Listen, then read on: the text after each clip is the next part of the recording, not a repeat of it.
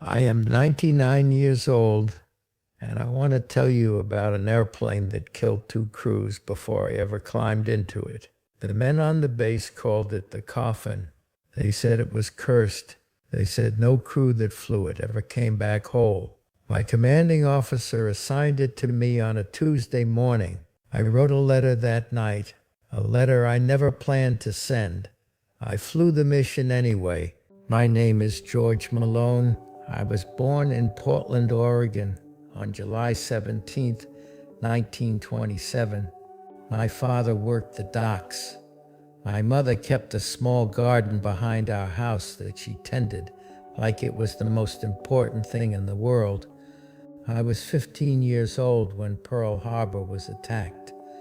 My father turned off the radio and sat very still for a long time. Then he looked at me. "George, everything is about to change." He was right. I enlisted in the U.S. Army Air Forces on July 18th, 1944. I was 17 years old. I told him I was 18. My mother sat across from me at the kitchen table the night before.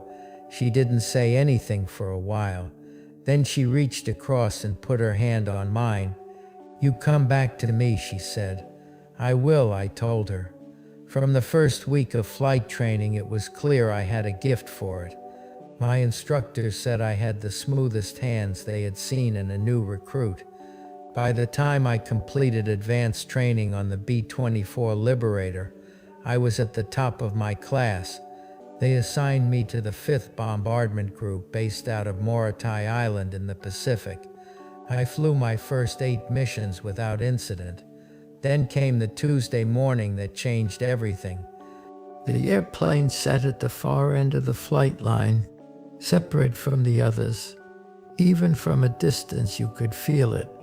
The way the ground crew worked on it quietly without the usual jokes. The way other pilots found reasons to walk a different route rather than pass too close to it. Its official designation was B-24J, serial number 4273456, but nobody on the base called it that. They called it the Coffin. The first crew had gone down over Formosa 6 months earlier. No enemy fire reported, no distress call. 12 men, gone.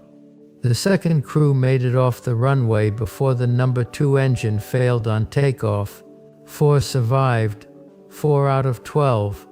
The mechanics had gone over that airplane twice, found nothing wrong.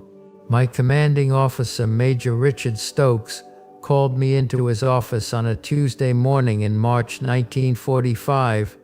"Malone," he said, "I'm giving you 4273456. "Sir," I said, "that airplane has lost 2 crews." "I know what it's lost," he said. "You're my best pilot. Mission is Thursday. That's all." I nodded and walked out. There was nothing else to say. My crew came to find me one by one that afternoon. Co-pilot Ray Suarez from San Antonio, Bombardier Mickey Chen from San Francisco, Navigator Bill Donahue from Boston, and the 7 others who made up our crew of 12. They had all heard. Ray sat down across from me and said, "George, tell me we're going to be all right." I looked at him for a long moment. "We're going to be all right," I said. I was not certain that was true, but saying it made me feel slightly more certain myself. That night, after the others had gone to sleep, I sat at the small desk in the corner of the barracks and wrote a letter to my mother. I told her about the garden, about the smell of it in the early morning, about helping her plant tomatoes when I was small and eating them straight off the vine, still warm from the sun. I told her things I had never said out loud. Then I folded the letter and put it in my breast pocket. I did not seal it. I did not address it, because sending it would mean I had given up, and I had not given up. Wednesday, the day before the mission, I spent 4 hours with the ground crew going over every inch of that airplane, Engines, fuel lines, control cables, hydraulics, electrical, everything checked out. The crew chief, Master Sergeant Dale Hoffman, walked me through every system. "Hi, Chief," I said when we were done. "In your honest opinion, is there something wrong with this airplane?"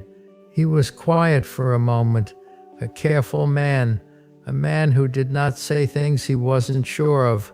"Lieutenant," he said finally, "I cannot find anything wrong with it, but some airplanes, they just feel different. Not mechanically, just different." "Does this one feel different?" I asked. He looked at the aircraft for a long moment. "Yes, sir," he said. "It does." I thanked him and walked back to the barracks. I took the letter out of my pocket and read it again. Then I put it back. Thursday, Mission Day. Target, Railway Marshalling Yard at Clark Field in the Philippines. Moderate flak expected. Possible fighter opposition. Takeoff at 0615. I walked out to the Coffin in the gray pre-dawn light. My crew was already there doing pre-flight checks. Nobody was talking much. I did my walk around, checked the control surfaces, checked the engines. It was just an airplane. Aluminum and steel and rubber and wire. It had no memory. It carried no curse. That is what I told myself. I climbed into the cockpit. Ray was in the right seat. "Ready?" he said. "Ready," I said. We started the engines. All four caught on the first attempt. Everything responded correctly. Everything within limits. At 6:17, I released the brakes and the Coffin began to roll. The takeoff was normal. Every second of that roll, I was waiting for something to go wrong, but nothing went wrong. The aircraft lifted cleanly and climbed into the Pacific morning.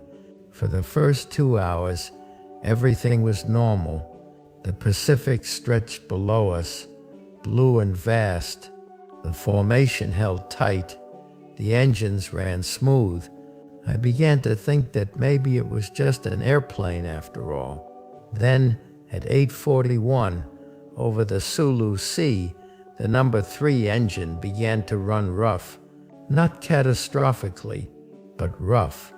A vibration that wasn't there before, a slow drop in oil pressure. Ray saw it at the same moment I did. "Number 3, he said. "I see it," I said. I reduced power slightly. The roughness continued. The oil pressure kept dropping. We were 2 hours from the target and 1 hour from the nearest friendly airfield. I had a decision to make. Abort the mission and turn back, or continue. I thought about the 2 crews that had gone down in this airplane.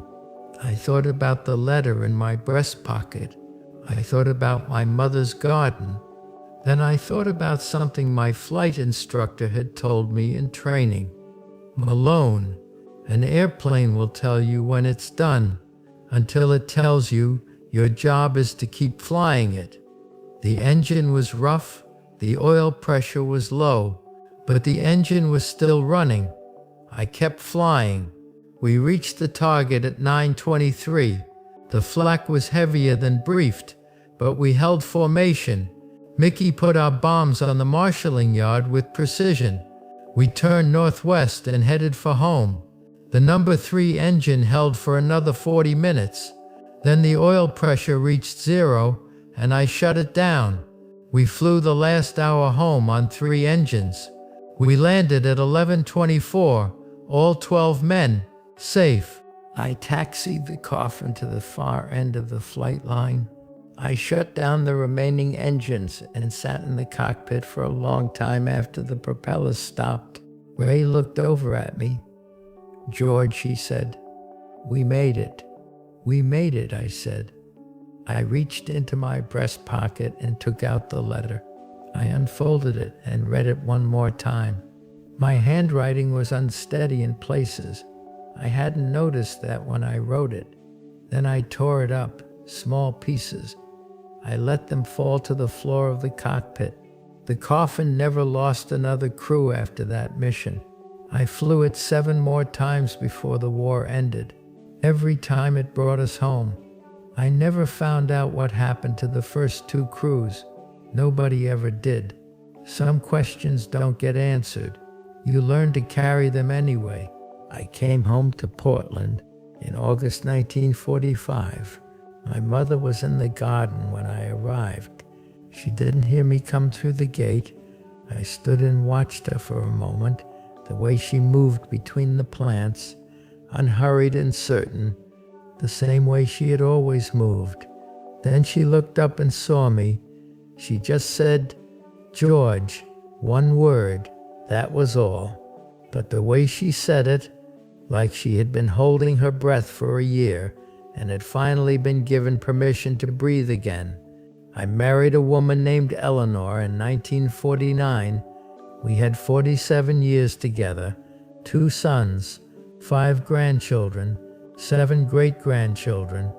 I worked as a commercial airline pilot for 30 years, thousands of hours of peaceful flying.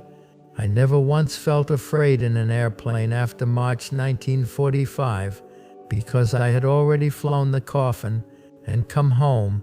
I am 99 years old. Here is what I have learned. Fear is not the enemy. Fear is information. It is your mind telling you that something matters. The question is never whether you feel afraid. The question is what you do next. I was afraid of that airplane. I was afraid every second of that takeoff roll. I was afraid when the engine ran rough over the Sulu Sea, and I flew anyway. Not because I wasn't afraid, because the men behind me needed someone up front who kept flying, who kept his hands steady, who made the next decision and the one after that. That is all leadership ever is. Keeping flying when everything in you wants to stop. There is someone in your life right now who needs you to keep flying, who needs you to stay in the cockpit even when the engine is running rough. Stay in the cockpit, keep flying. And if this story meant something to you, share it with that person, the one who needs to hear it today, because some stories are not meant to end with the man who lived them. They are meant to keep going.